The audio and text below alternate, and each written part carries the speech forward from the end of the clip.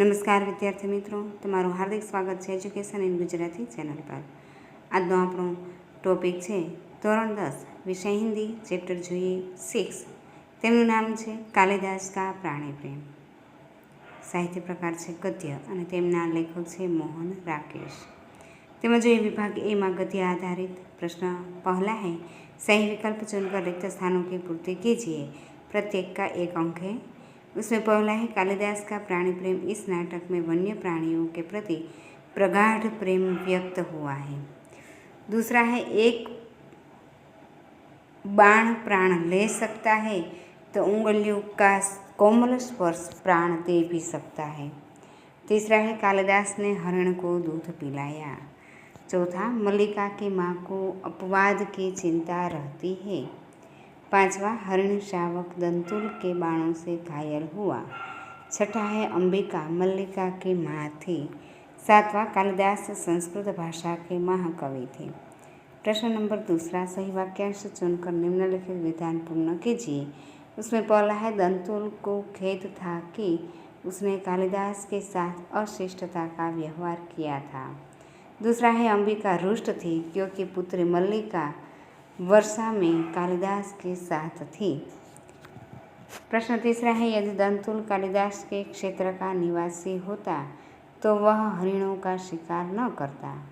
चौथा है, हरिण शावक को पाना कालिदास के लिए संवेदना का प्रश्न था।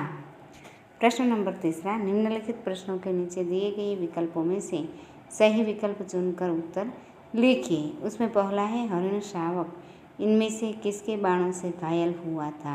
दंतुल।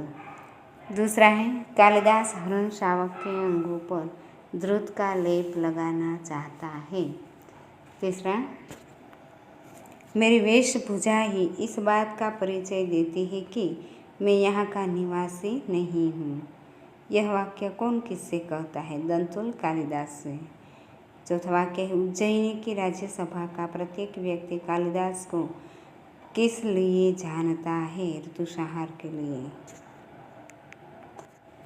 प्रश्न नंबर 4, निम्नलिखित प्रश्नों के उत्तर एक एक वाक्य में लिखिए। प्रत्येक के 1 अंक है।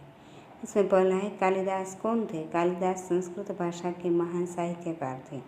दूसरा, हरिण शावक किसके बाणों से घायल हुआ था? हिरण शावक दंतुल के बाणों से घायल हुआ था। तीसरा है, कालिदास हिरण को कहाँ ले गए? कालिदास हरिण शावक को मल्लिका के घर ले गए।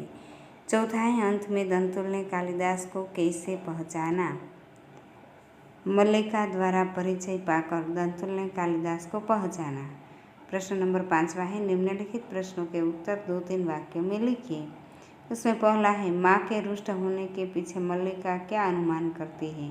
मल्लिका कालिदास के साथ बरसात में बाहर गई थी, इसलिए वह बुरी तरह भीगकर घर लौटी थी। मल्लिका अनुमान करती है कि उसकी माँ के रुष्ट होने का यही कारण है।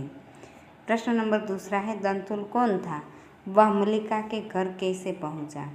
दंतुल उज्जैनी राज्य का राजपुरुष था और उसके बाण से एक हरिण शावक घायल हुआ था। घायल हरिण शावक अपनी जान बचाने के लिए कालिदास की गोद में आ गया था। कालिदास उसे लेकर मल्लिका के घर आ गए थे।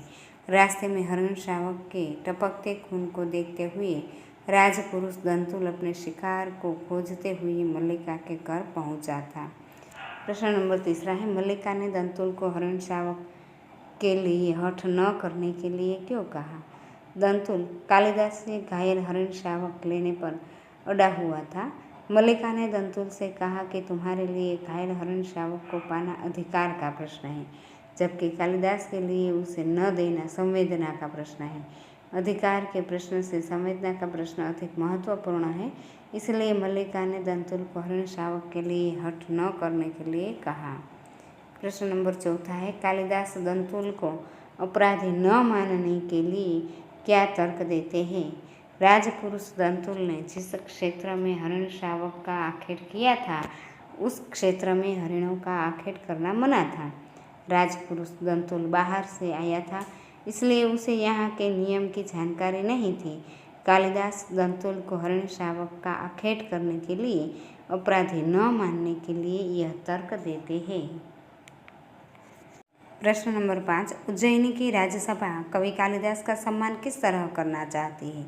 उज्जैनी की राज्यसभा का प्रत्येक व्यक्ति ऋतुसंहार के लेखक कवि कालिदास को जानता है। सम्राट ने स्वयं ऋतुसंहार पढ़ा है और उसकी प्रशंसा की है, इसलिए उज्जैनी की राज्यसभा कवि कालिदास की राज कवि का सम्मान देकर उन्हें सम्मानित करना चाहती है।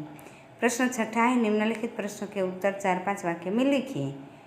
उसमें पहला है, घायल हरिण शावक को बचाने के लिए कालिदास ने क्या क्या किया? राजपुरुष दंतुल के बाण से घायल होकर हरिण शावक अपनी जान बचाने के लिए कुलाचे भरता हुआ कालिदास की गोद में आ गया था। तब कालिदास ने उसे अपनी गोद में समेटकर उसके घायल बदन को सहलाते हुए उसे तरह तरह से सांत्वना दी थी, ठीक उसी तरह जैसे वे किसी घायल बच्चे को पुचकार कर धीरज बंधा रहा हो। मल्लिका के घर उन्होंने उसे दूध पिलाया, जिससे उसे राहत मिली।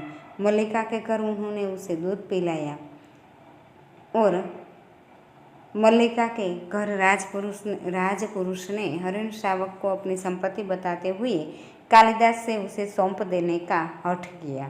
तो कालिदास ने स्पष्ट शब्दों में उसे जवाब दे दिया कि इस क्षेत्र में आखेट नहीं होता और वह हरिण शावक लेकिन पार्वतीय भूमि की संपत्ति है।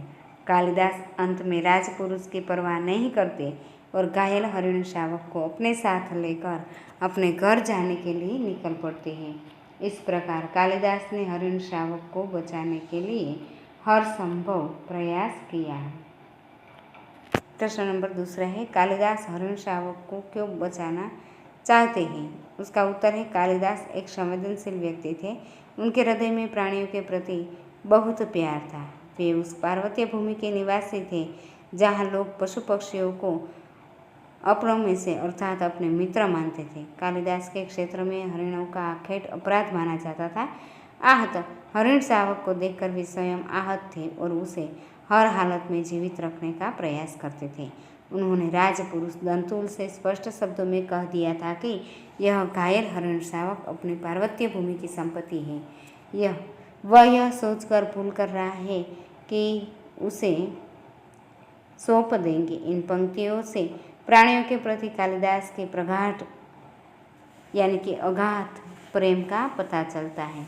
जिस व्यक्ति के मन में प्राणियों के प्रति इतना प्रेम हो वह एक घायल हरिण शावक की जान बचाना क्यों नहीं चाहेगा?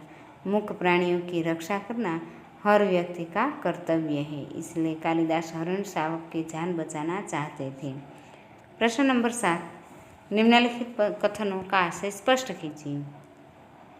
उसमें प्रश्न पहला है कि तुम्हारे लिए प्रश्न अधिकार का है, उनके लिए संवेदना का। उसका उत्तर है, शिकारी व्यक्ति और किसी की जान बचाने वाले दोनों में बहुत फर्क होता है।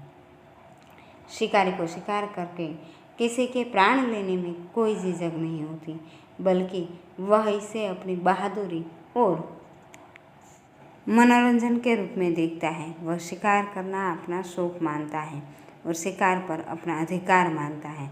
पर संवेदनशील व्यक्ति का हृदय किसी घायल प्राणी को देखकर द्रवित हो उठता है। वह उसका प्राण बचाने के लिए अपनी जान लगा देता है। अधिकार जताने वाला व्यक्ति प्राण लेने पर खुश होता है, जबकि संवेदनशील व्यक्ति किसी की जान बचाकर खुश होता है। यदि कोई किसी को प्राण दे नहीं सकता है तो उसे किसी का प्राण लेने का भी अधिकार नहीं है। प्रश्न दूसरा है, यह हरिण शावक इस पार्वतीय भूमि की संपत्ति है। राजपुरुष और इसी पार्वतीय भूमि के निवासी हम इसके सजातीय हैं। उसका उत्तर है, पार्वतीय क्षेत्र में मनुष्य और पशु पक्षी में कोई अंतर नहीं है। दोनों प्राणधारी और घातक होने पर भी दोनों को ही दर्द होता है, इसलिए पर्वतीय भूमि में मनुष्य और पशु पक्षी में सजातीय रिश्ता है। इस भूमि में जैसे मनुष्य का मारना अपराध है, ठीक उसी तरह पशु पक्षियों को मारना भी अपराध है। इस क्षेत्र में कोई व्यक्ति किसी पशु के शिकार कर उसे अपनी संपत्ति जताना चाहे तो यहाँ के निवासियों को यह कदापि बर्दाश्त नहीं होता।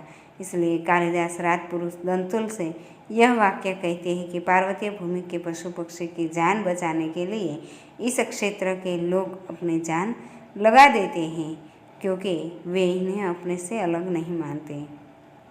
विभाग से व्याकरण आधारित उसमें प्रश्न पहला है निम्नलिखित शब्द समूह के लिए एक शब्द लिखिए, प्रत्येक के एक अंक है।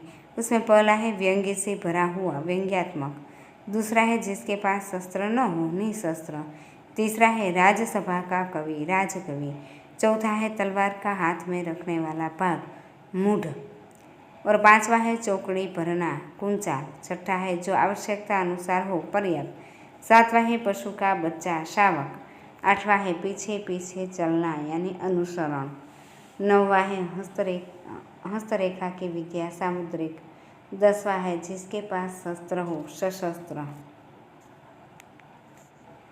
प्रश्न नंबर दूसरा, निम्नलिखित संधि को छोड़िए, प्रत्येक का एक अंक है। निसंदेह, निह प्लस संदेह। दूसरा है दुर्लभ, दुस એટલે કે दुह प्लस लभ। तीसरा है निष्प्राण, निह प्लस प्राण। चौथा है निर्दोष, निह प्लस दोष। प्रश्न नंबर तीसरा, निम्नलिखित शब्दों के विरोधी शब्द लिखिए। दक्षिण, उत्तर, रुष्ट, प्रसन्न, शीघ्र, विलंब, मिलन, बिछोह, निशस्त्र, सशस्त्र, आवश्यक, अनावश्यक। प्रश्न नंबर चौथा है निम्नलिखित शब्दों के पर्यायवाची शब्द लिखिए, प्रत्येक का एक अंक है। हरिण यानी मृग, आहत, घायल, बर्तन, पात्र, हठ, जिद, बाण, तीर, आखेट, शिकार, अपराधी, दोषी, पर्याप्त, काफी। प्रश्न नंबर पांचवा है निम्नलिखित शब्दों की भाववाचक संज्ञा लिखिए। पहला है कोमल, कोमलता, बहुत, बहुतायत, रुष्ट, रुष्टि, पुचकारना, पुचकार, जीना, जीवन, घूमना, घुमाव, व्यक्ति, व्यक्तित्व, दूर, दूरी, निकट, निकटता, माता, मातृत्व, पशु, पशुता અને पुरुष, पुरुषता। प्रश्न नंबर 6, निम्नलिखित शब्दों की कर्तवाचक संज्ञा लिखिए। कर्म, कर्मचारी, दृष्टि, दृष्टा। प्रश्न, प्रासनिक, प्रशंसा, प्रशंसक, निवास, निवासी, व्यंग्य, व्यंग्यकार, निर्णय, निर्णायक, अभ्यास, अभ्यासी, अपराध, अपराधी, लेखन, लेखक, पीड़ा, पीड़क, चिंता, चिंतक, चोरी, चोर ने आखेट, आखेटक। प्रश्न नंबर 7 है निम्नलिखित शब्दों की विशेषण यानी संज्ञा लिखिए। शरीर, शारीरिक, गांव, गंवार, प्रदेश, प्रादेशिक, पीड़ा, पीड़ित, अकस्मात, आकस्मिक, व्यंग्य, व्यंग्यात्मक, निर्भर, निर्भीक, पर्वत, पर्वतीय। प्रश्न नंबर 8 है निम्नलिखित समास को पहचानिए। पहला है अनुसरण, अव्ययी भाव, हिरण, शावक, तत्पुरुष। प्रतिदिन, अव्ययी भाव, निःशस्त्र, कर्मधारण। राज्यसभा, तत्पुरुष, कालिदास, तत्पुरुष। गांववासी, तत्पुरुष, राजकवि, तत्पुरुष। थैंक यू विद्यार्थी मित्रों।